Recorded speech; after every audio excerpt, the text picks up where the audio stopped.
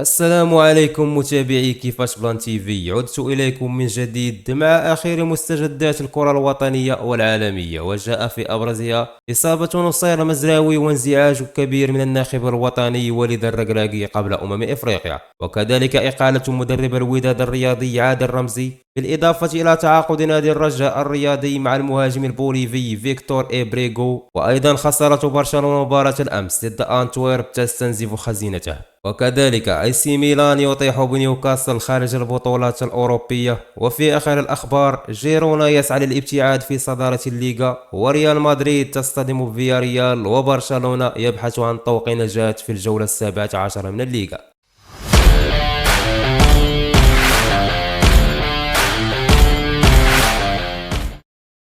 أعلن نادي بايرن ميونخ في بيان رسمي يوم أمس الأربعاء تعرض لاعبه المغربي نصير مزراوي للإصابة بتمزق عضلي في فخذه الأيسر، وفقا للفحوصات التي أجراها القسم الطبي للنادي البافاري. حرص وليد الركراكي المدير الفني لمنتخب المغرب على التواصل مع نصير مزراوي ظهير بايرن ميونخ بعد تعرضه للإصابة. وذكرت مصادر خاصة لبين سبورتس أن وليد منزعج للغاية من نبأ إصابة مزراوي، لأنه كان يضع اللاعب ضمن خياراته لكأس إفريقيا. وتابعت أن مدرب الأسود غير مطمئن على الإطلاق من إصابة الأخير، لكنه يضع يحيى عطية الله لاعب الوداد بديلا لظهير بايرن ميونخ. وفي سياق آخر، تحالفت العديد من العوامل لتطيح بعادل رمزي من الجهاز الفني للوداد، منها النتائج وتدني المستوى وخروج غرفة الملابس عن سيطرته، وكذلك تلبية لمطالب الجماهير. ولم تشفع آخر 3 انتصارات متتالية وقع عليها عادل رمزي رفقة الوداد، انتصاران بالدوري وآخر بدوري الأبطال، في استمراريته بمنصبه. وقد تسببت حصيلته السيئة وبعض أرقامه السلبية خلال 30 مباراة له مع الفريق الأحمر في تنحيه من منصبه، حيث خسر 7 مواجهات من أصل 23 وفاز 10 وتعادل في 6 منها، فضلا عن مغادرته من دور المجموعات في البطولة العربية. وخسر الوداد معه لأول مرة 3 مباريات إفريقية متتالية دون تسجيل أي هدف، مع أنه كان انتصر مؤخرا بصعوبة. ولم يصمد سعيد الناصيري رئيس النادي بوجه هذه المؤثرات ليقرر تغيير رمزي بعد مرور ثلث الدوري ونصف مرحلة دور المجموعات بدوري أبطال إفريقيا، وهو الفريق الذي تعاقب عليه الموسم الماضي 5 مدربين.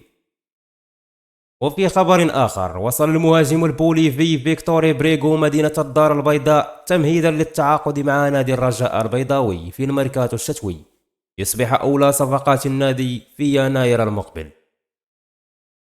وعلم موقعنا من مصدر داخل الرجاء أن الألماني جوزيف زينباور مدرب الرجاء مقتنع بأداء إبريغو، وأن المهاجم البوليفي اتفق مع محمد بودريقة رئيس النادي على كافة تفاصيل العقد في انتظار تقديمه الرسمي.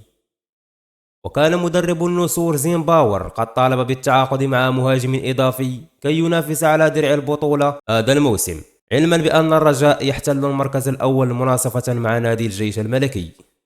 وفي أخبار الكرة الأوروبية، كشف تقرير صحفي إسباني عن تأثير هزيمة برشلونة أمام رويال أنتويرب البلجيكي مساء أمس الأربعاء بختام دور المجموعات لدوري أبطال أوروبا. وبحسب صحيفة موندو ديبورتيفو الإسبانية، فإن برشلونة خسر مبلغ 2.8 مليون يورو، والتي كان سيحصل عليها في حال تحقيق الفوز بآخر مباراة في دور المجموعات. وبلغ مجموع خسائر الفريق الكتالوني خلال دور المجموعات 5.6 مليون يورو. خلال 6 مباريات حقق الفريق 4 انتصارات وتلقى هزيمتين ضد شاختار دونيسك ورويال أنتويرب. وأضاف التقرير أن إدارة برشلونة كانت تتوقع الحصول على ما لا يقل عن 11.2 مليون يورو من المواجهات ضد شاختار وأنتويرب، بجانب ما يمكن الحصول عليه أمام بورتو الذي كان من المفترض أنه أصعب خصم في المجموعة. ولكن بكل غرابة حقق برشلونة انتصار على بورتو في مباراتين وتعثر أمام شاختار وأنتويرب البلجيكي، فيما خطف ميلان فوزا قاتلا أمام مستضيفه نيوكاسل بنتيجة 2 مقابل هدف وحيد في المباراة التي جمعتهما مساء الأمس بملعب سانت جيمس بارك ضمن منافسات الجولة الختامية لدور المجموعات بدوري أبطال أوروبا.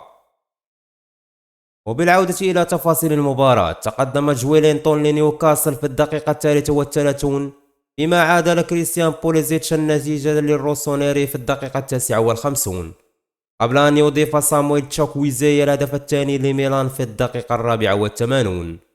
وبهذا الفوز رفع ميلان رصيده إلى 8 نقاط بالمركز الثالث بالتساوي مع باريس الذي حل وصيفا بفضل المواجهات المباشرة.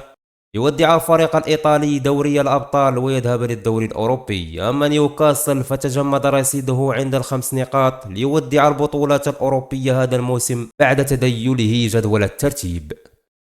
وفي آخر الأخبار، يسعى نادي برشلونة لرد اعتباره حينما يخرج مساء السبت لملاقاة مضيفه فالنسيا في الجولة 17 من الدوري الإسباني لكرة القدم بعد خسارته الكارثية على ملعبه أمام جيرونا ب4 أهداف ل2 في الجولة الماضية.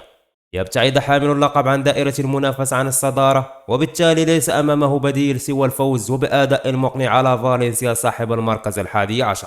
ويعاني برشلونة من عدة غيابات مؤثرة بين صفوفه، وأبرزها الحارس الألماني مارك أندري تيرشتيغن ولاعب الوسط غافي، وقد خضع كل منهما لعملية جراحية مؤخرا وسيغيبان لفترة طويلة.